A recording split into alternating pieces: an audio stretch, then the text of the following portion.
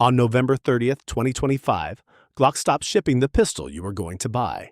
The 17, the 19, the 26, the 34, every service gun in 40 Smith & Wesson, gone from the catalog in one line with one sentence of explanation. And almost every reason you've been given for not buying one was written before that happened. 8 reasons nobody is talking about. And the first one starts in an office, not at a range. You think this is a video about how a Glock feels in your hand. It isn't. Every complaint about the grip, the trigger, and the sights has been made 10,000 times. And half of them were answered in January. This is about what you can still buy, what still bolts onto it, and what happens when the company that builds your pistol stops needing your opinion. There's a man watching who has carried the same Gen 3 for 20 years and never wondered if he chose wrong. He didn't. He also can't buy another one new. Then there's the other man waiting for Gen 6 prices to soften so he can finally upgrade. He's about to find out what that upgrade costs him in parts he already owns. By the time we reach number 1, you'll walk to the safe, pick yours up, and look for a letter that wasn't there 5 years ago. One thing before we start the count. There's a number in the middle of this video that isn't a spec. It's a shipping figure. When you see it, every complaint on this list stops looking like a mistake and starts looking like a decision. This is how the list got built. Every price here was checked in the middle of August 2026 against live listings and shop shelves. Honest ranges, not the one unicorn on a forum. Prices move, so check them the week you buy. Every mechanical claim comes from the manufacturer's own page or a published test. If it doesn't, I call it an owner report and treat it like one. Owner reports are not defects. They're smoke, and I'll say so when we're looking at smoke. And nothing is here because I dislike the gun. I own Glocks, 2 of them. If your first thought is that a man with 2 of something can't criticize it, you have it backwards. Nobody finds the flaws in a pistol he's never carried at 2 in the morning. This isn't a hit piece. It's the version with the paperwork. If you're the kind of man who checks what a company quietly stopped making before he trusts what it sells, you already belong here. Subscribe, and the next breakdown finds you. And number 1 is the one I've been sitting on the longest. I'll tell you why when we get there. Number 8, the thumb rest. Pick up any Glock built since the late 90s and run your thumb along the frame above the trigger guard. There's a shelf there. Ask the man behind the gun counter and he'll tell you the ATF made Glock put it on. Import points, sporting purpose. The system he's half remembering is real. ATF. Form 4590, the factoring criteria for weapons. An imported pistol has to score 75 points to qualify. I read the whole form. 20 line items, a firing pin block, 10 points. Target grips, 5. There is no line on that form for a thumb rest. Nowhere. The closest thing on the page is target grips. 5 points. That's a category, not an order. Here's what actually explains it.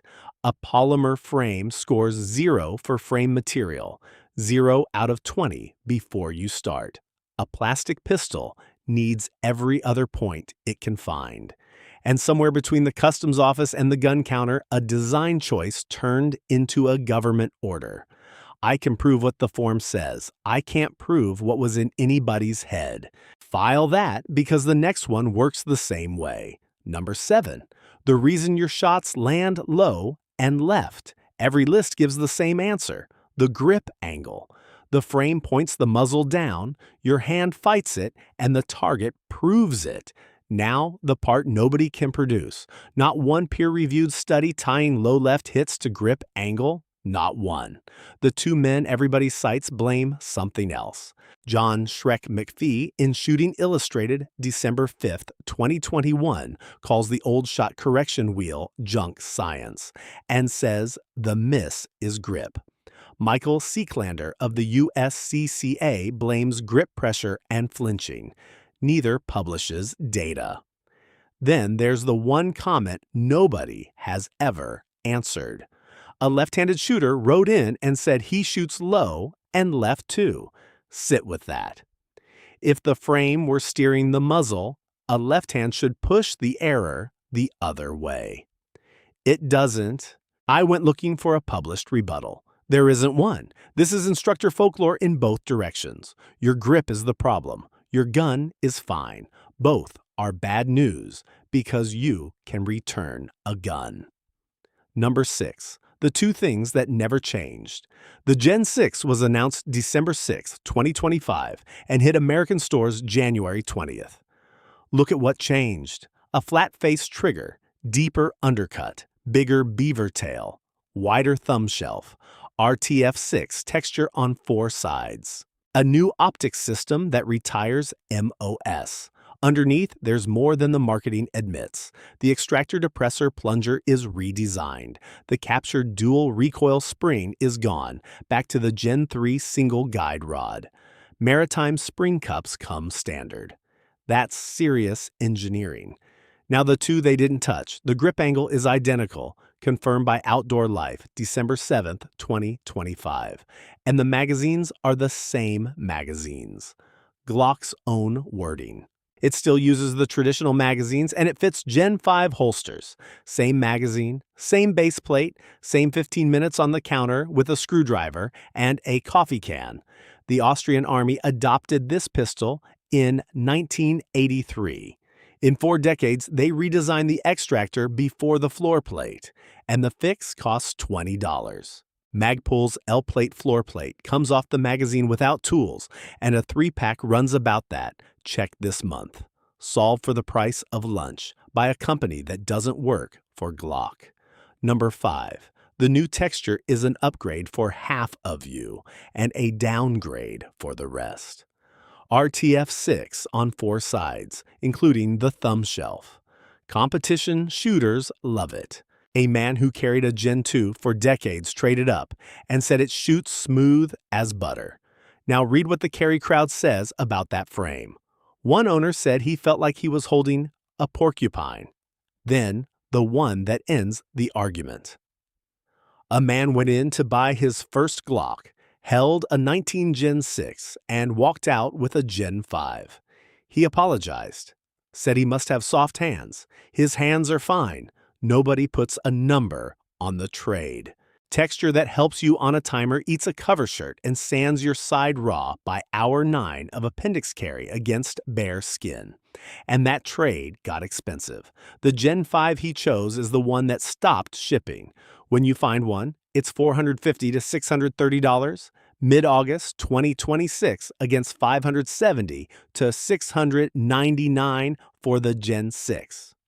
And one fair point against me. This is exactly what everybody asked for. Glock did it at the factory, and now half the base wants the old frame back. Number 4, the plate under your red dot. The old complaint was MOS, thin plates, screws through plastic, irons that vanish under the optic. Fair and made 1,000 times. The Gen 6 retired that system. 3 pattern-specific plates, the optic sitting closer to the slide, low enough that standard height irons give you a lower third co-witness. That's a real improvement, and I'll say so. And the men who bought them are complaining about the new one, too. Plates, more like gaskets, one wrote. Another got his RMR plate and said the front shim doesn't contact the slide. Owner reports, not a recall. But this is the part nobody else is talking about. One commenter, and he sounds like he does this for a living, floated a theory. The plastic plate is supposed to be soft. It's a crush washer so your screws don't snap. Put machined steel under there and you may start snapping screws. I could not verify that. Glock doesn't explain it anywhere, and that is the actual complaint, not the part. The silence. If you want plates gone, the Aimpoint COA factory cut does it, and that optic started selling on its own this year at $617. That one optic costs more than the whole Ruger that beats Glock on this exact point. Number 3. The new generation is one caliber, and that's the whole list. 17, 19, 45. 3 guns, 9mm only. No 40, no 45 ACP, no 10mm, no 26, no 34, no 43X, and no 48.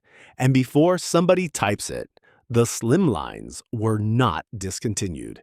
They just aren't Gen 6. 25 men in one comment section asked for a 10mm or a 45. That isn't a niche. That's the customer. And the omission that matters most isn't a caliber. There's no fire control unit, no serialized chassis. The Ruger RXM ships with a modular chassis, and the Springfield Echelon ships with a serialized one, and the newest Glock does not.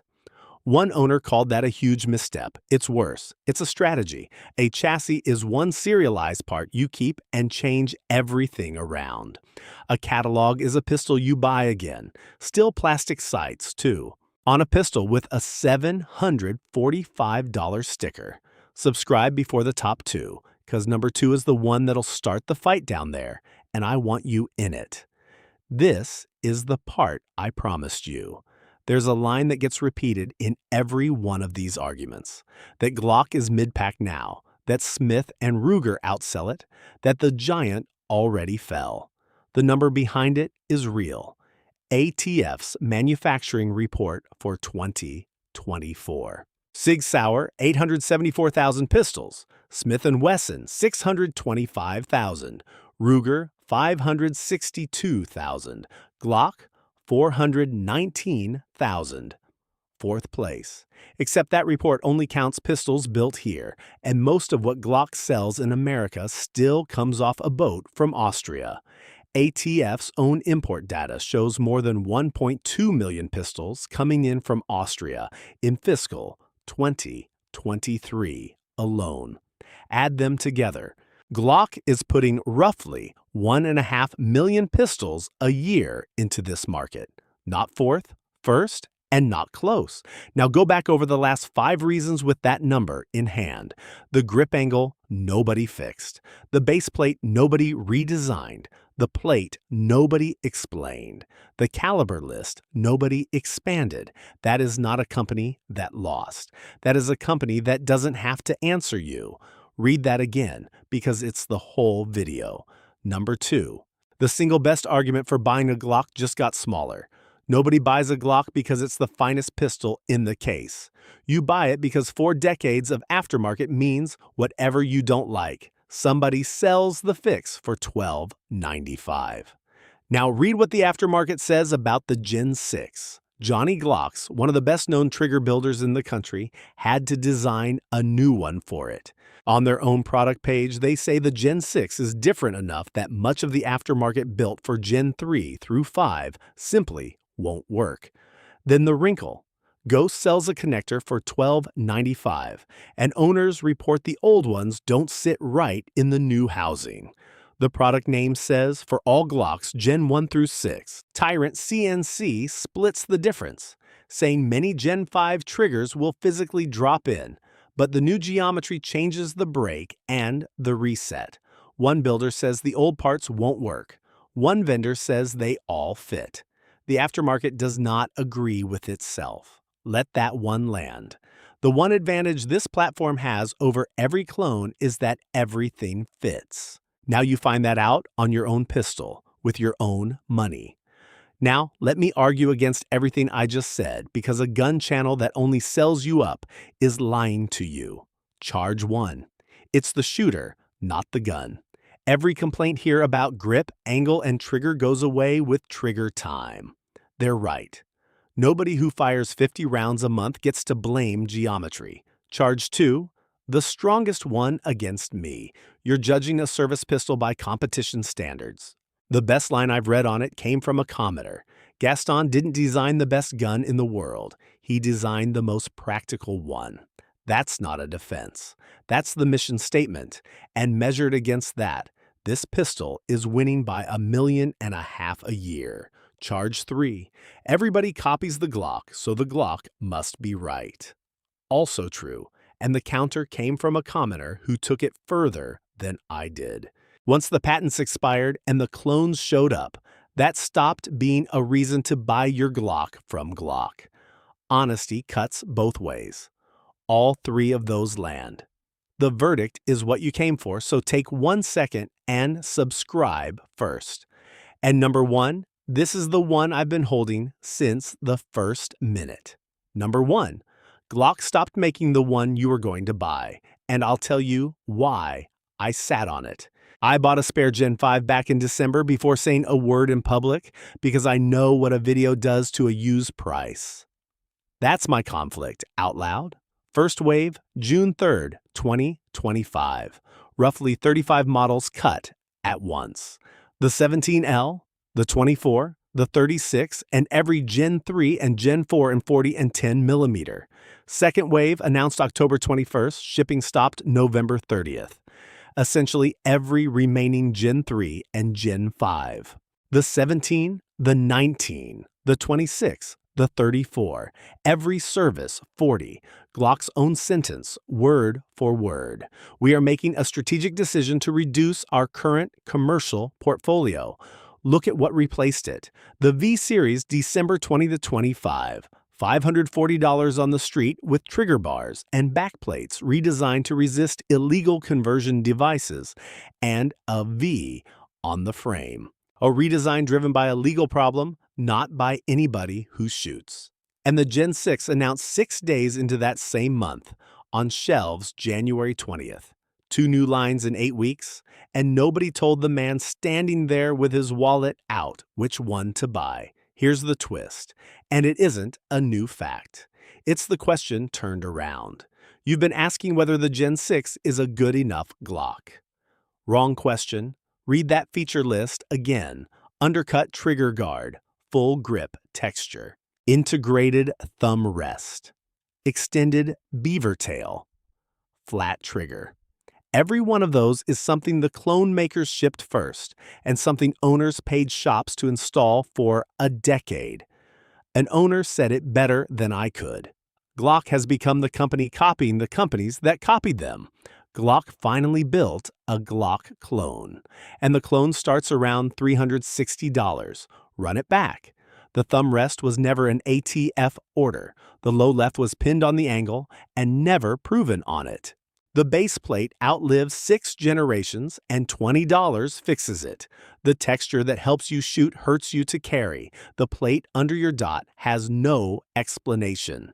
The new generation is one caliber and no chassis. The aftermarket can't agree on what fits. And the pistol you were going to buy stopped shipping on November 30th. So which one should you buy? There isn't one answer, and anybody who hands you a tidy one is working an angle. If you own a Gen 3, 4, or 5 and it runs, nothing here is a reason to replace it. It is a reason to buy magazines and spares this year while the parts bin still matches your gun. If you carry appendix against skin all day, handle a Gen 6 for 10 minutes with your shirt down before you spend $700 on texture. If you carry on duty, and the department already paid for the holsters and the armorer course, Glock is still the correct answer, and it isn't close. If you change triggers the way other men change oil, wait. Buy the trigger before the pistol. If you own a 40, a 10 millimeter, or a 34 you love, buy your spares now. That line is closed, and if this is your first pistol, do one thing at the counter. Have them put a Gen 6 and an RXM on the glass together. Hold both. Let $300 make its own argument. One rule covers all 6. A pistol you can still buy parts for in 10 years beats a pistol that's slightly better today. Tonight, get yours out of the safe. Turn it upside down and look at the frame and the slide for the letter V. Then drop the magazine and time yourself getting the base plate off without a tool. Both answers go in the comments. Whether you've got a V and how many seconds on that base plate. The real number, not the one you wish it was. Then the fight I want. For the men who own both, which one is on your hip this week and which one turned into a safe queen? And to everybody asking for the CZ and the P320, they're on the board. The comments decide what gets made here, and I read every one. Glock isn't perfect, it's sufficient, and sufficient outsells perfect. Subscribe if this one earned it.